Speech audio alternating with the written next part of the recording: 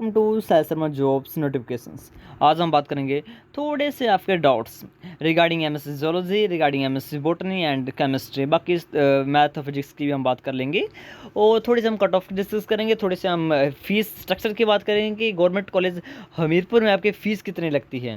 थोड़ी से हम बात करेंगे हॉस्टल के बारे में, हॉस्टल फॉर्म कैसे भरना है, हॉस्टल फॉर्म कब आएगा और हॉस्टल की फ़ीस कितनी होती है और हॉस्टल के बारे में सारे डिस्कस कर लेंगे। बाकी कैंपस के बारे में बात करेंगे, काफ़ी इंफ्रास्ट्रक्चर के बारे में बात करेंगे और थोड़ी सी हम बात करेंगे टीचर्स के बारे में और बात करेंगे हम बेस्ट आपके हम बोल सकते हैं कॉलेज प्रेफरेंसेस की बात करेंगे। तो स्टार्ट करते हैं हम एमएससी केमिस्ट्री से। और एक बात बता दूं, थोड़ा आइडिया मेरे को इसलिए क्योंकि मैंने भी जस्ट अभी एमएससी जोलॉजी कंप्लीट की है गवर्नमेंट कॉलेज हमीरपुर से। ओके, तो सबसे पहले हम बात करते हैं एमएससी केमिस्ट्री के लिए। तो एमएससी केमिस्ट्री का आप यहाँ देख सकते हो, ये लिस्ट आई थी जिसको मैंने प्रीवियस वीडियो में डिस्कस नहीं किया है। टोटल 16 बच्चों को बुलाया गया है, ठीक है, और जनरल कैटेगरी के लिए और 16 ही सीटें हैं, ठीक है। उसके बाद आप देखो एससी के लिए 5 बच्चों को बुलाया गया है, एसटी के लिए 4 और कल्चर के लिए 2, स्पोर्ट्स के लिए 2 और पीडब्ल्यूडी के लिए 1, सिंगल गर्ल चाइल्ड के लिए 1 और ईडब्ल्यूएस के लिए 3। देखो एचपी रोस्टर के अकॉर्डिंग 16 सीटें जनरल कैटेगरी के अंडर हैं, 5 ST 4 ST 5 SC 4 ST, PWD 1, sports 2, culture 2, SCG 1 और ईडब्ल्यूएस 3। यानी प्रॉपर बच्चों को बुलाया गया है जितने भी सीट्स हैं, ठीक है। तो अब आपको ऐसा नहीं सोचना है कि यार इसकी कट ऑफ तो काफ़ी हाई चली गई, 50 बच्चों की कट ऑफ गई इतनी हाई, तो आपको टेंशन लेने की जरूरत नहीं है। ये आपकी ऐसी कट ऑफ है जिसमें हम बोल सकते हैं फर्स्ट मेरिट लिस्ट है। ये बच्चे नहीं आएंगे, मैं 100% श्योर हूँ, मैं बच्चे नहीं आएंगे जो 58, 57, 56 काफ़ी बच्चे इनमें से नहीं आएंगे। तो 16 बच्चों में लगभग हाईएस्ट की बात करूँ तो 11 बच्चे वहाँ पर पहुँचेंगे, 11 बच्चे। बाकी आप आपस में डिस्कस कर सकते हो, टेलीग्राम चैनल आपके लिए ओपन है, लिंक मैं वीडियो के डिस्क्रिप्शन दे दूँगा, ज्वाइन कर लीजिए। बस आपसे आपस में बात कर सकते हो जो कैटेगरी वाले हैं, वो 3-3 बच्चे तो आपस में डिस्कस कर लो कि जा रहे हो नहीं जा रहे हो। ओके, तो देखो लगभग आप लेकर चलो 5 बच्चों के लिए सीट ओपन होंगी, 5 बच्चों के लिए इतनी तो होंगी, इससे ज़्यादा भी हो सकती है, ठीक है। क्योंकि बच्चे बहुत सारे सीट्स छोड़ते हैं, चाहे वो किसी अन्य कॉलेज के लिए छोड़े, चाहे वो एसपीयू के लिए छोड़ें, चाहे वो किसी अन्य यूनिवर्सिटी के लिए छोड़ें, बट सीटें छोड़ते हैं 5-6 तो एक मिनिमम क्राइटेरिया है कि हर एक कॉलेज में हर एक सब्जेक्ट के अंदर इतने सीटें छोड़ते हैं। एटलीस्ट एमएससी जोलॉजी के लिए भी सीटें छोड़ते हैं। तो देखो आपको टेंशन लेने की जरूरत नहीं है। 50 है यहाँ पर, तो 48 प्लस या 40 या 48 से प्लस वाले हैं, उनका सिलेक्शन भी आराम से हो जाएगा, चाहे सेकंड में हो, चाहे थर्ड में, चाहे फोर्थ लिस्ट में हो, बट आपका सिलेक्शन जरूर होगा। जनरल की बात करूँ मैं 48 प्लस वालों का, टेंशन मत लीजिए आप। दूसरी बात करूँ मैं एससी की, तो देखो एससी के लिए 5 बच्चे हैं, 5 बच्चों की सीटें हैं। तो ये एक चीज़ तो आप टेलीग्राम पर जाइए, वहाँ से देखो निशा, आयुष, मीनाक्षी, वर्षा, मेहक, आप उनसे डायरेक्ट बात कर सकते हो कि आप जा रहे हो नहीं जा रहे हो। यदि आपको बच्चे चैटिंग से नहीं मिल रहे हैं तो आप वहाँ सर्च कर सकते हो। आप मतलब वहाँ पर जाइए, चैनल पर जाना, चैनल पर होम पेज पर वहाँ पर सर्च मार लेना, जैसे निशा, तो निशा नाम की लड़कियाँ 2-3 आ जाएंगी, ठीक है। तो वहाँ पूछ लेना एमएससी केमिस्ट्री को कौन, देखो करना पड़ेगा ये तो आपके लिए भाई, मैं ऐसा ये बोल रहा हूँ कि आपकी सेटिस्फैक्शन के लिए। आप पहले बात कर चुके हों और निशा नाम की लड़की बोल रही हूँ कि नहीं नहीं मैं सीट लूँगी ही लूँगी, मैं सीट नहीं छोड़ूंगी, तो डेफिनेटली रहे कि वो सीट नहीं छोड़ेगी।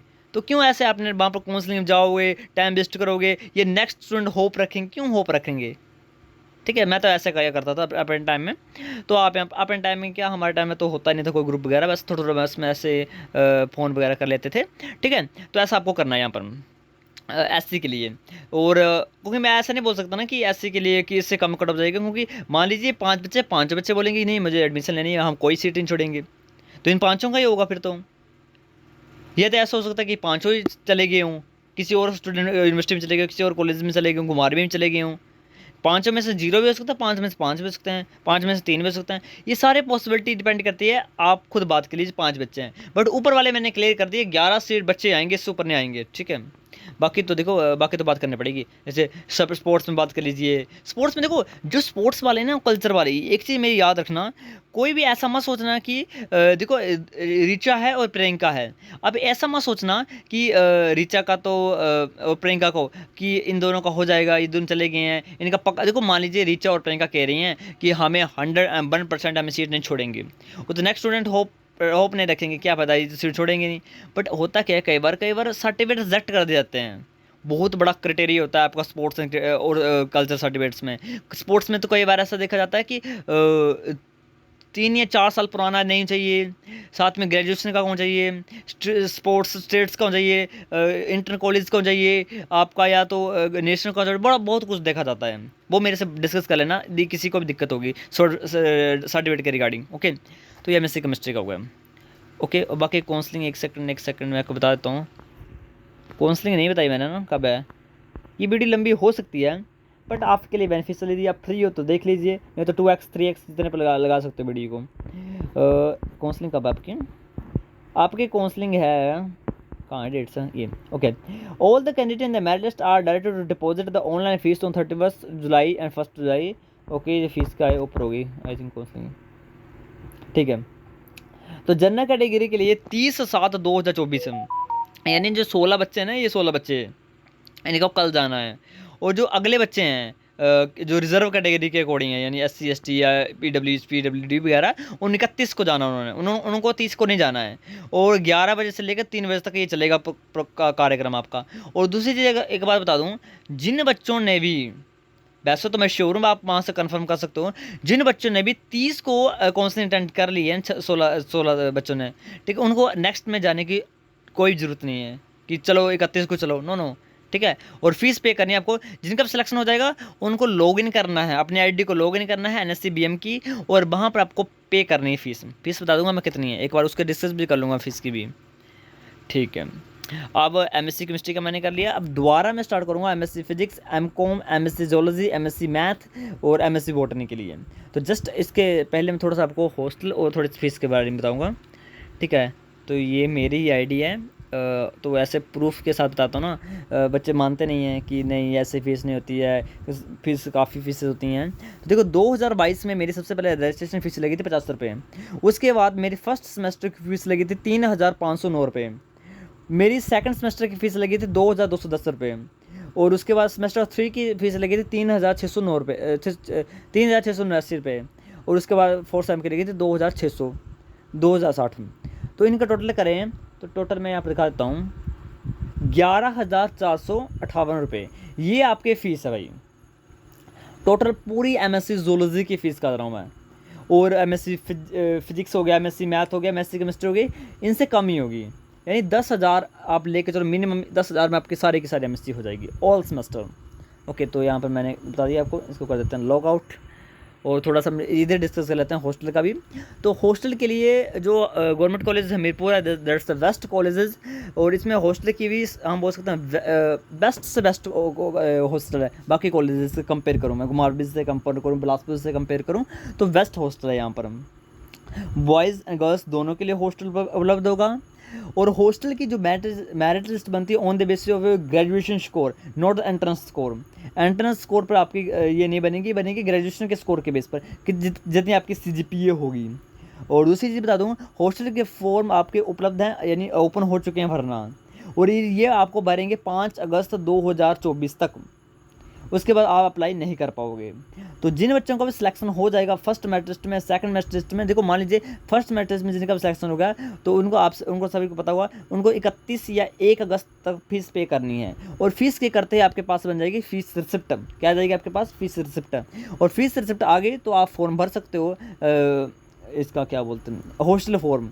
और दूसरी चीज़ मैं आपको बता दूँ, जो बच्चे दूर से हैं, अभी मैं उनको बता रहा हूँ, बाद में दिक्कत आएगी आपको, कि जिन बच्चों ने भी हॉस्टल के लिए अप्लाई करना है, ओके, और वो चाहते हैं कि मतलब हॉस्टल लेना है, तो देखो आपको ऑफलाइन आना पड़ेगा, ऑफलाइन। तो ये एक चीज़ हो सकती है, अच्छा रहेगा, ये एक तरीका और भी है आपका। देखो मान लीजिए कोई बच्चा बहुत दूर से है, रामपुर से है या करसोग से है, कहीं दूर दूर से बच्चा है, और चाहता है कि हॉस्टल लेना है, और उसका फर्स्ट मेरिट लिस्ट में सिलेक्शन हो चुका है या सेकंड मेरिट लिस्ट में उसका सिलेक्शन हो चुका है, उसके बाद फीस रिसिप्ट आ गई, सब कुछ आ गया है, बट अब वो दोबारा हमीरपुर नहीं आ सकता, क्योंकि हमीरपुर उसके लिए बहुत दूर है। तो वो एक चीज़ कर सकता है, जब भी आप काउंसलिंग अटेंड करोगे तो अपने वहाँ पर दोस्त बना लेना, 1-2 तो बना ही लेना, जिनका सिलेक्शन होने वाला है, प्रॉपर की बात करूँ मैं, जिनका सिलेक्शन होने वाला है उनसे एक बार आप दोस्ती कर लेना, क्योंकि कई होते हैं नज़दीक से, यानी हमीरपुर से आगे पीछे के होंगे, तो उनको आप डॉक्यूमेंट सेंड कर देना, वो जमा करवा देंगे। तो ऐसा नहीं कि आपको खुद ही आना पड़ेगा, आप किसी के हैंड ओवर भी करवा सकते हैं। तो दोस्त बना लेना, उनको बोलना कि यार मेरा कर देना, वो कर ही सकता है, अगर वो अच्छा बन गया होगा तो। बाकी आपको खुद आना पड़ेगा, उसका कोई लॉजिक नहीं बनेगा। फिर दूसरा बाय पोस्ट नहीं चलता इधर। ये हो गया आपका हॉस्टल की भी। और हॉस्टल की फ़ीस बता देता हूँ मैम। बॉयज़ हॉस्टल और गर्ल्स हॉस्टल दोनों के लिए ऑलमोस्ट सेम ही फ़ीस है। फर्स्ट ईयर में आपकी जो फ़ीस लगेगी अराउंड 9,000 रुपये, 9,000 रुपये। और सेकंड ईयर में आपकी जो फीस लगेगी अराउंड 4,500 रुपये हैं। तो लगभग आपके लगेगी 15,000 रुपये। और 15,000 रुपये में से जो 4,500 रुपये है आपकी, वो आपको रिफ़ंड कर दी जाता है जब आपकी एमएससी हो जाती है। जब आपको 4500, तो कितने लगे? 9,000 रुपये लगे। 9,000 रुपये में आपका रहना हो गया वहाँ पर। अब आता है हमारे पास मैस चार्जेस, खाने का चार्ज पर डे के हिसाब से काटा जाता है। तो एक सेकंड। तो आपका जो हॉस्टल चार्जेस है पर डे 80 रुपये आपको देने पड़ेंगे, ठीक है। यानी 80 रुपये आपको पर डे देने पड़ रहे हैं। तो 100 लेके चलते हैं तो 3,000 रुपये आपको मंथ का हो गया मैस चार्ज। और बाकी रहने का टोटल रहने का जितना भी सारा मिला के 9,000।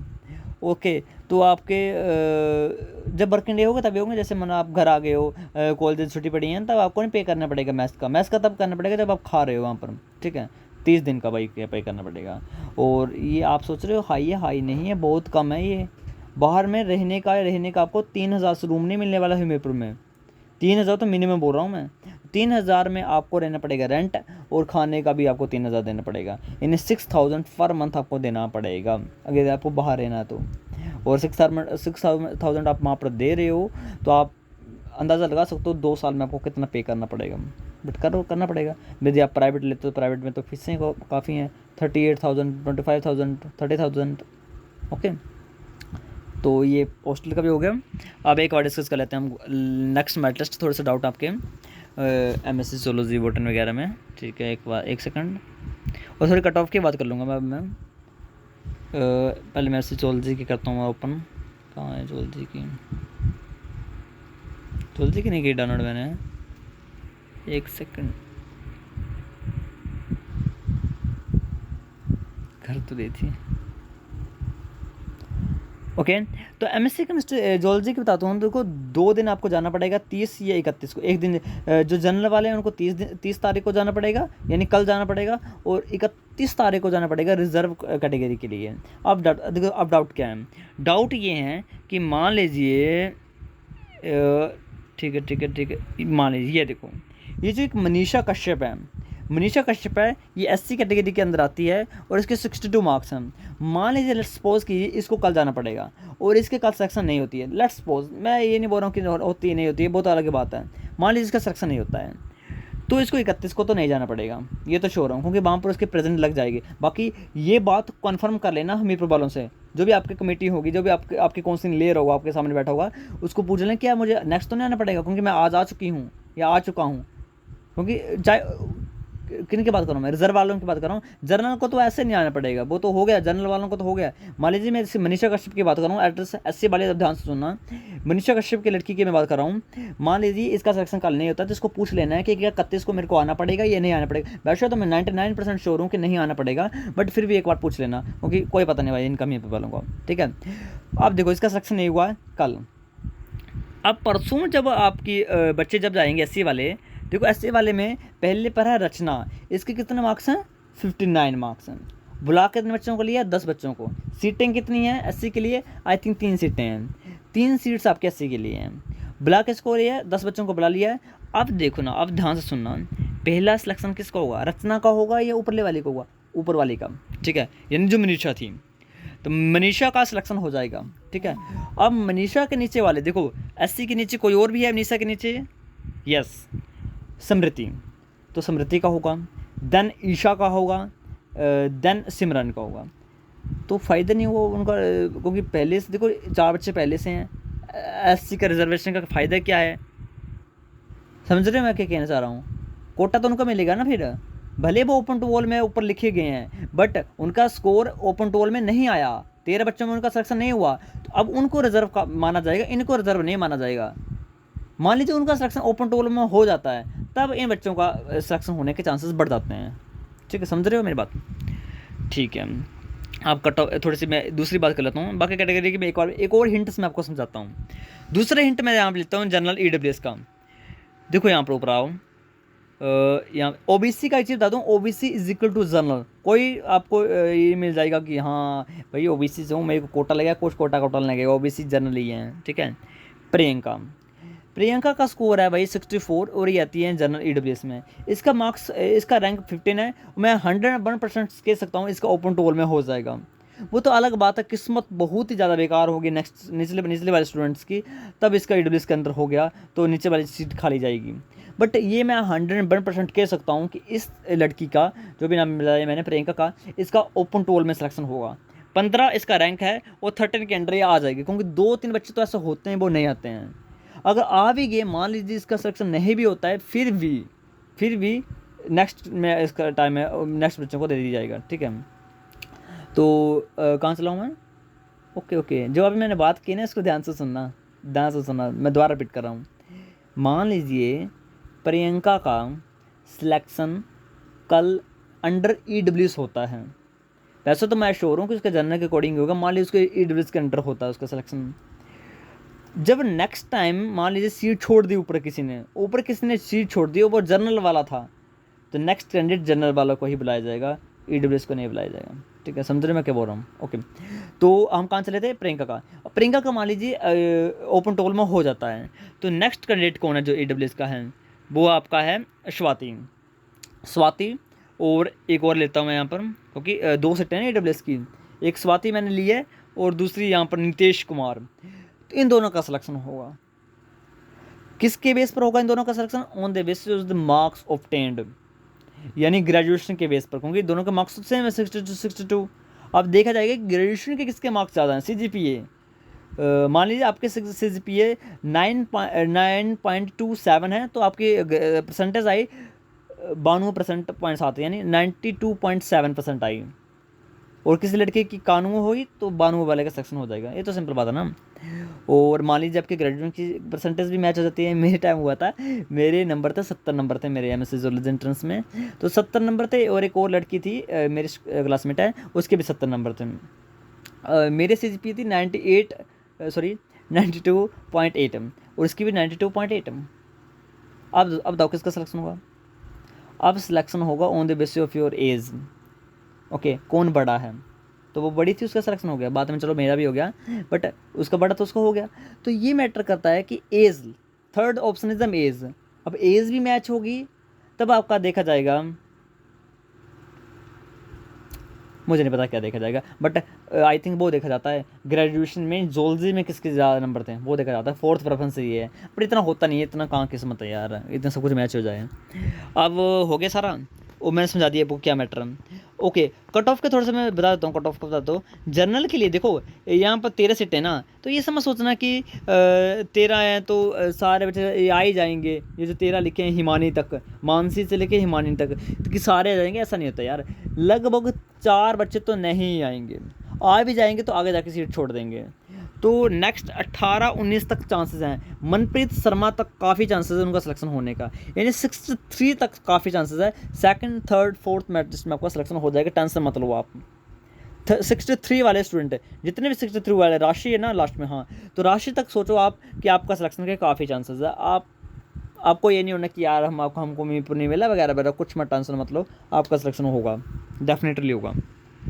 वेट करना, थोड़ा सा पेशेंस बनाए रखना, हट बनाना नहीं है आपको। और बाकी 31 वालों को जाने वाले ये बच्चे हैं, और इनका मैंने समझा दिया क्या फंडा होगा, ऊपर वाले के अकॉर्डिंग चलोगे आप सभी। ओके ठीक है, तो कर लेना, जो भी डाउट है तो मेरे से बात कर लेना, किसी का डाउट है तो। बोटनी के भी एक बार दिखा देता हूँ मैं।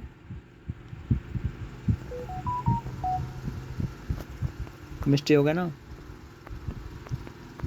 बोटनी के देख लेते हैं। तो यहाँ पे देखो बोटनी का क्या, देखो 30 और 31 का है ना आपका काउंसलिंग का, और इसका ये नहीं कि जनरल वाले जाओ या दूसरे जाओ, इन्होंने सभी बोल दिया यार, इन्होंने अच्छा किया उन्होंने, ठीक है ना। और कई दूर पार्स होते बच्चे ना, उनके आने के लिए प्रॉब्लम होती है, तो इन्होंने वैसा नहीं कि कहीं नहीं लिखा है ऐसा इन्होंने कि 30 को जनरल वाले आओ, 31 को रिजर्व वाले आओ, ऐसा कुछ नहीं बोला इन्होंने। ओके, इन्होंने 13 बच्चों को बुलाया गया है, और देखो ये 13 बच्चे आए हैं, ऐसा नहीं कि 13 की 13 सीट ले लेंगे। 44 तक लास्ट करना। एक सेकंड यार, एक सेकंड। 44 तक लास्ट है ना आपके, तो ये सोच लेके चलो कि 41 वालों का भी हो जाएगा आराम से। ओके, और 13 में से लगभग 4-5 बच्चे तो नहीं आएंगे मुझे पता है, और आएंगे भी तो बाद में सीट छोड़ देते हैं। ये हर बार को होता है, इस बार का नहीं हो रहा है ये। और एससी की बात करूँ तो एससी के लिए भी 3 बच्चों को बुलाया गया है। बाकी आप डिस्कस कर सकते हो ग्रुप में कि ये बच्चे हैं, इनसे बात कर लीजिए, आप जा रहे हो नहीं जा रहे हो, आप अपने लिए तो कुछ भी आपको करना पड़ेगा भाई, मैसेज करना पड़ेगा आपको अपने लिए। और बाकी फिजिक्स के लिए भी मैंने तो आपको बताया ही होगा कि वहाँ पर तो ओपन टू ऑल सभी को बुला ही लिया है। ओके, फिजिक्स के लिए तो सभी को बुला लिया, लिस्ट कुछ नहीं आई उनकी, ऐसा किया उन्होंने। ये देखो 35 एंड ऑल अब वाले को बुलाया गया है। ओके, वो मैंने कट ऑफ बताई हुई है फिजिक्स की। टेंशन मत लो, आराम से पड़ जाएगा आपका 37 प्लस वालों का, 37 प्लस वालों का आराम से हो जाएगा ओपन टू ऑल में और जर्नल के अंदर मतलब। ओके, और बाकी कैटेगरी के लिए भी कम कट ऑफ जाती है, ऐसी बात नहीं है, फिजिक्स की कम जाएगी। बट अब 30 और 31 वाले को तो उनका तो नहीं है चांसेस है, ठीक है। तो ऐसा चीज़ है। ओके, बाकी कोई डाउट होगा तो मेरे से बात कर लो, इतना काफ़ी था आज के लिए, ठीक है। Thank you.